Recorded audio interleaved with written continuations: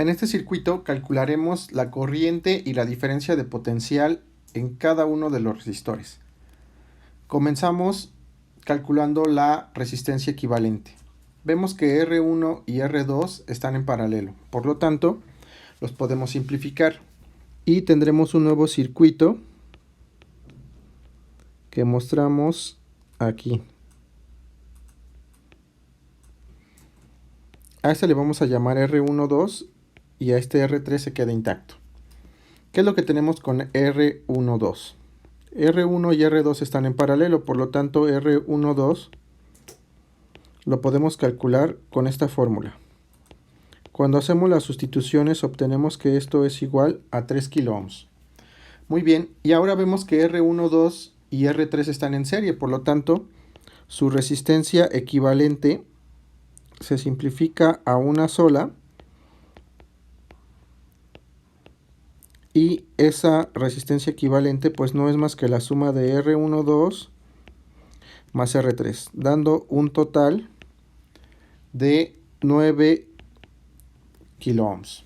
Muy bien, de este último circuito también podemos calcular la corriente total, la corriente que circula por este circuito, que llamamos I total.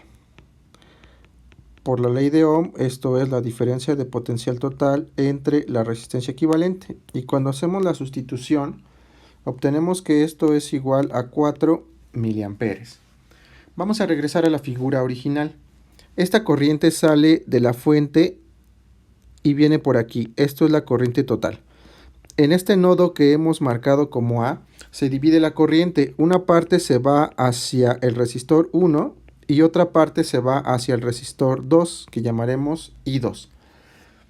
¿Y qué es lo que pasa? Esta I1 viaja por este circuito hasta llegar nuevamente a este punto que llamamos B. ¿Y qué es lo que pasa ahí? Las dos corrientes se vuelven a unir. Por lo tanto, en esta sección tenemos que la corriente que circula es la suma de I1 y I2, pero no es más que la I total. Es decir, la I total aparece nuevamente por aquí.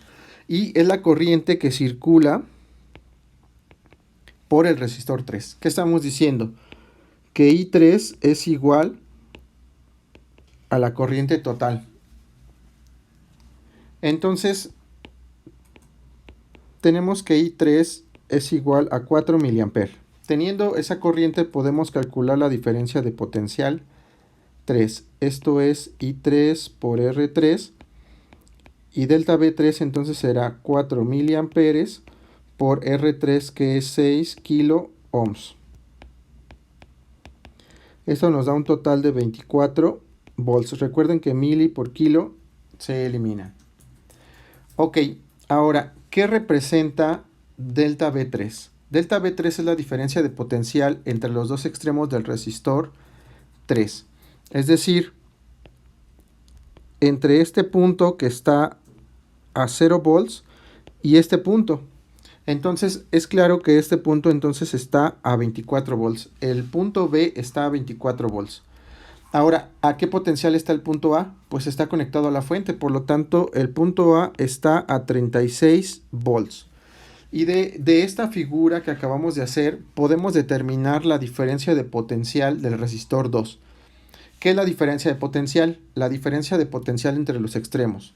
Y de la figura entonces observamos que la diferencia de potencial 2 es 36 volts en el extremo izquierdo menos 24 volts en el extremo derecho.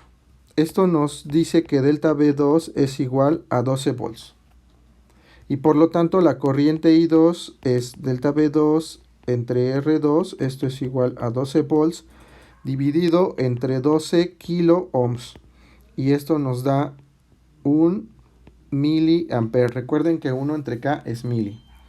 Lo mismo pasa para el resistor 1. R1 y R2 están en paralelo, por lo tanto tienen que tener la misma diferencia de potencial. Así, delta B1 es igual a 12 volts.